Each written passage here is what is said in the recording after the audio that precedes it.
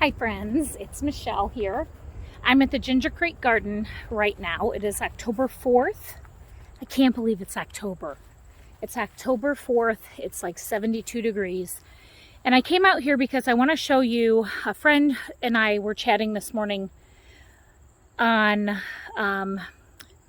chat, whatever. And he was asking if I had any extra cattle panel trellises. And I said, why do you want some cattle panel trellises? And he said, to trellis my tomatoes. I'm done with the cages. And I said, gosh, that's so funny. Because I think I mentioned that 2 years ago, to not use tomato cages when you're growing tomatoes. And he is a huge farmer that farms tons of vegetables for the food pantries as well. And it's actually one of the food pantries that I help donate to. And he is the one reason that I have the garden that's sitting behind me. So it was fun to kind of poke fun with him a little bit, because I've done a lot of research, guys, on how to make your tomatoes grow good and keep them up off the ground. And I have used several different options for tomato trellising. And if I could go back 2 years ago, I would probably go with the second option that I'm going to show you today. But right now at Ginger Creek Church, I'm going to show you how we do the cattle panel trellises for our tomatoes and give you the pricing that I get in my area. I'm growing in Grow Zone 5B in the Chicagoland area. We have frost-free dates, usually typically right around Mother's Day up until like October 15th. I just looked at our 10-day forecast. It's all the way out to like the 13th of October. And it's only getting in the 50s at night. We don't even have signs of frost yet. Who knows if that'll change? It probably will. It's the Midwest, and Chicago weather people have jobs even though they're wrong every day. So I'm out here today. I just wanted to quickly show you these cattle panel trellises that I do with cattle panels. I don't use hog panels, but I use cattle panels plus 7-foot T-post. And I'll show you kind of how I assemble them. So pretty much, you get yourself your hands on some cattle panel trellises, which are right here. These are 16 feet long by 5 feet high, or 50 inches tall. That's what they are, 50 inches tall. I'm 5'6", so this is obviously a little bit shorter than a 5'6", whatever, person. And these right here are the T-posts, and I use 7-foot T-posts. So I use these. I don't cut them. They are a pain in the butt to transport. You can fit them in the back of a pickup truck if you kind of like bend them like a taco and shove them in. So you're shoving them in like this into the back of the truck, and so they're a U shape in the back of the truck, hanging out the end of the truck. So these are the ones we're going to be using in this garden for next year. We're going to start constructing that. You can see that here. But these cattle panel trellises are constructed right here. And we've grown on them in this fashion for 2 years. They're a little wonky. We're going to fix them. You can see that this one obviously was bowed and bent in transportation when we got it here. But these are about 2 feet off the ground. I start mine about 2 feet off the ground because, as you can see, they're reaching the top of the trellises, and these are the 50-inch trellises.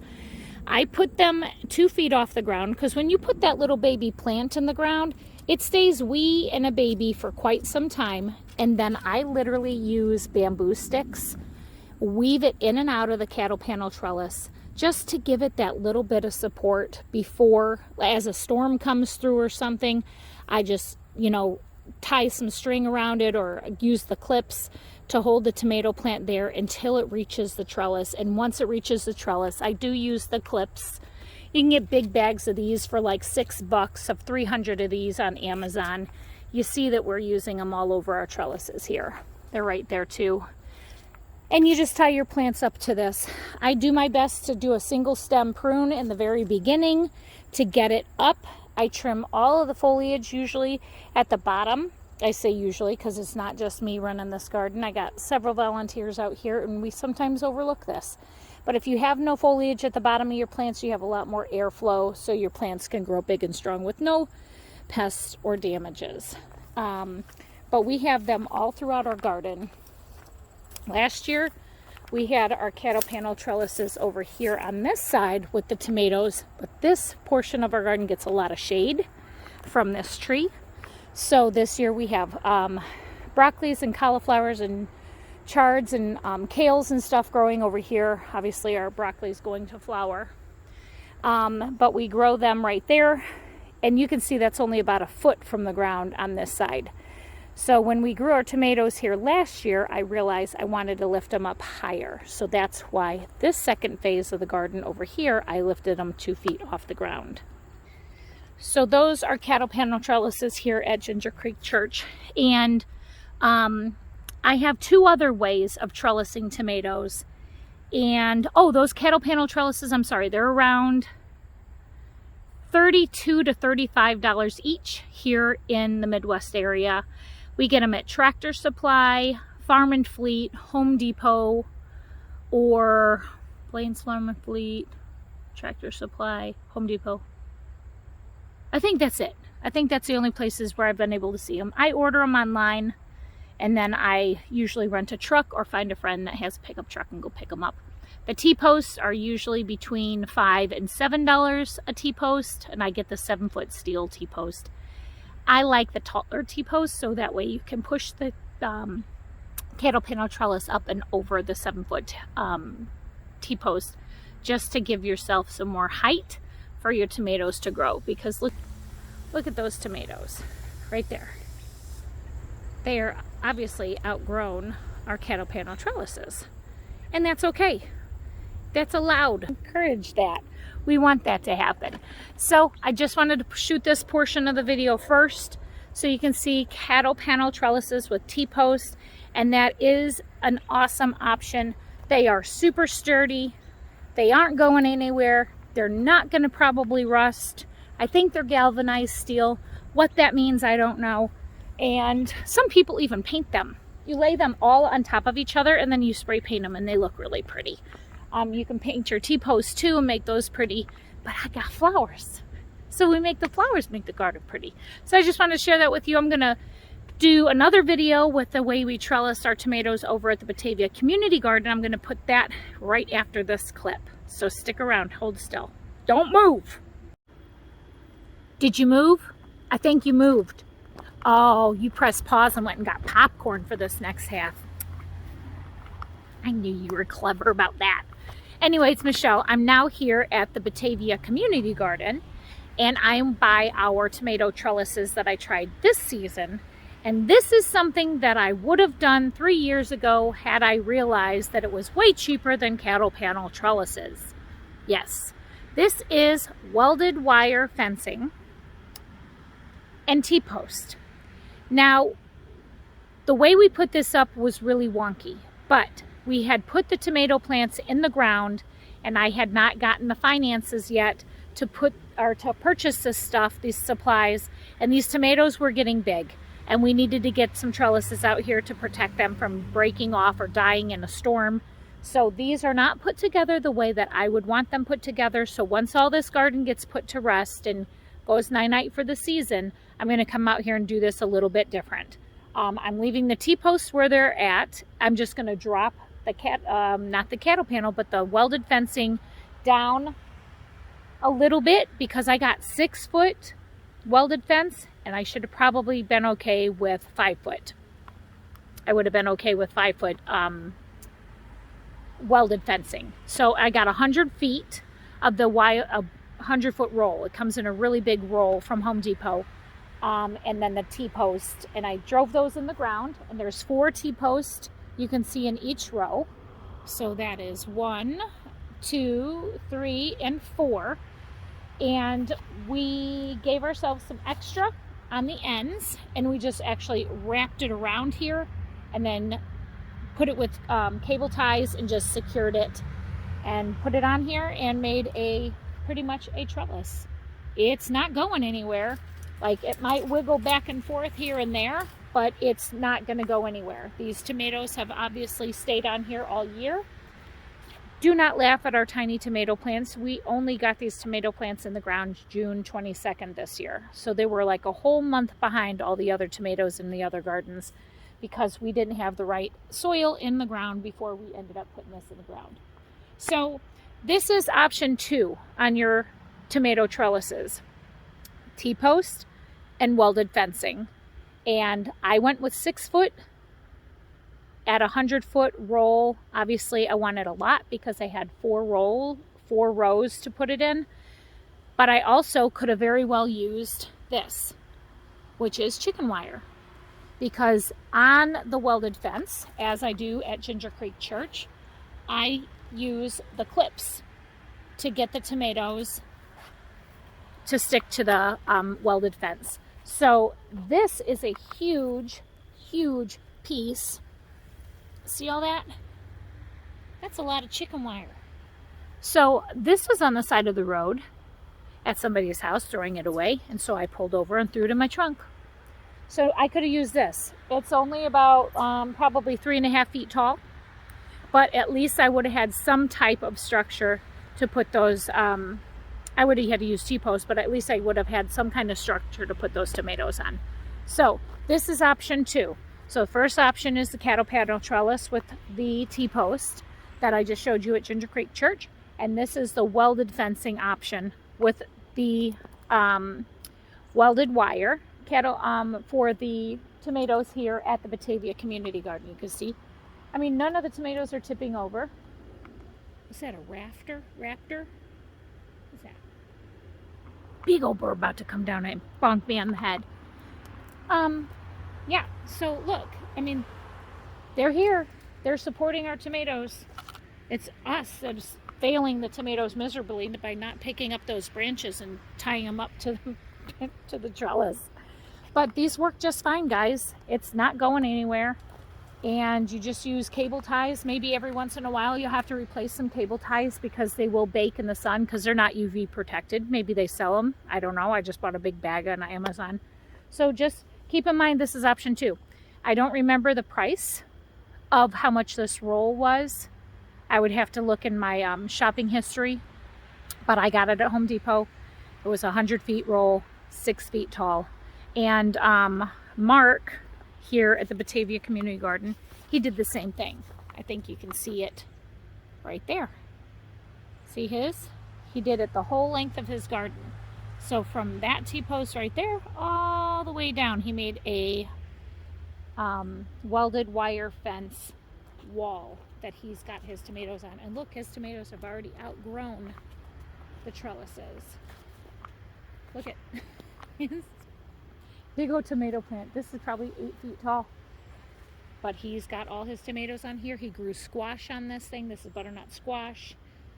He used the closet-made shelving. I brought those out there for him for some more support. So, I mean, anything you can use. I think he used 4 feet. You can see here, it's this tall, and I'm 5'5", 5'6", and he did about a foot from the ground. Here's the bottom.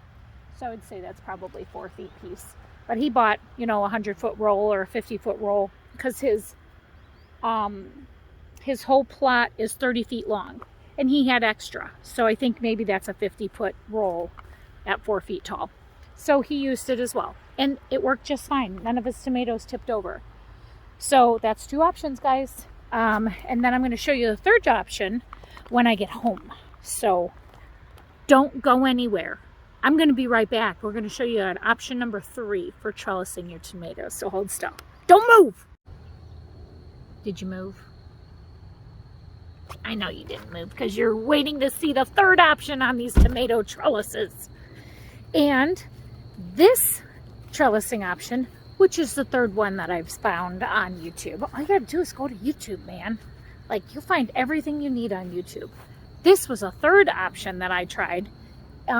We are now here. It's still October 4th. It's still like 70 degrees. It's beautiful out. This nice overcast. We get into little rain clouds. Just enough rain to just get stuff wet. You know, we have to re-diatomaceous earth everything. So this is the third option for trellising tomatoes. Now, this was the first time I ever tried it. I didn't do it fully like they suggested it because I just used it in place of a missing cattle panel trellis that I had out here. So this is called, and if you YouTube it, it's called the Trellis to Make You Jealous. It is. That's what it's called, for real. I'm not even joking. So what this trellis entails is T-post, 7-foot T-post, this PVC pipe T, and then conduit. And so what you're supposed to do is put a T-post, a PVC T, and then do another T-post, another PVC T, and then that conduit comes in 10-foot pieces. So you can put one from this T all the way down to the next T-post that might have a T on it and have 10-foot gaps in between them. And then you somehow tie up. I just use the zip ties and string. However, I screwed it all up and I used like twine, like thin, like hay bale twine, because I was cheap, and it shows because it broke. So I came back through and I used like real good nylon twine. So this twine obviously is nylon and it's super thick and sturdy. This little hay bale twine, don't use this stuff. This is a no-go. This is a use all the time. So what you do is you tie the twine to the top and you bring it down to the base of your tomato plant. You stab it in the ground when your plants are small and you wrap it around like a candy cane. You don't wrap it around like you're going to choke it out, wrap it around, but you wrap it around just to give your plant enough support to go upright. And you trim it down to a single stem pruning, and that's what the theory is behind this, to get your plants nice and tall. And this little section right here, it's probably about 5 feet from the end of that cattle panel trellis.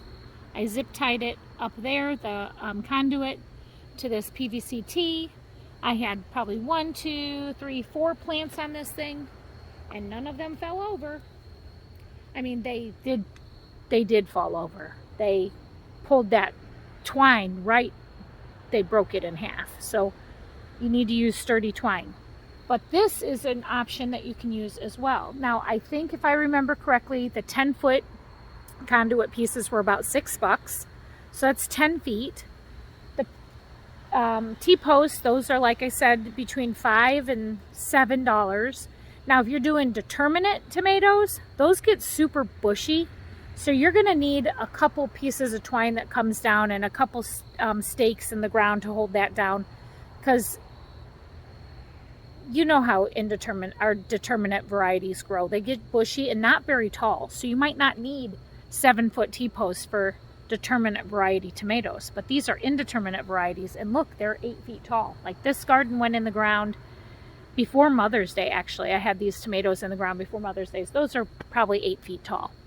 So this is the third option, the Trellis to Make You Jealous. Check it out. It's on YouTube. If I'm clever enough, I'll figure out how to link it below in the description. So this is the third option. So the 10-foot conduit is about $6. T-post between $5 and $7. You can do just one. You could do one 10-foot row, and I plant all my tomatoes a foot apart in my garden this year, and they did just fine.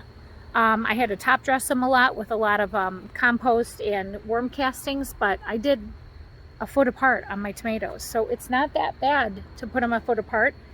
Space them out to 18 inches apart. So that wouldn't be too bad. But you could put at least 5 or 6 of them in a 10-foot space. But that's the one option that I did, from that little conduit all the way over to here. There's 4 plants there, 4 or 5 plants right there. And that's called the Trellis to Make You Get Jealous. So now you have all 3 trellising options. Hope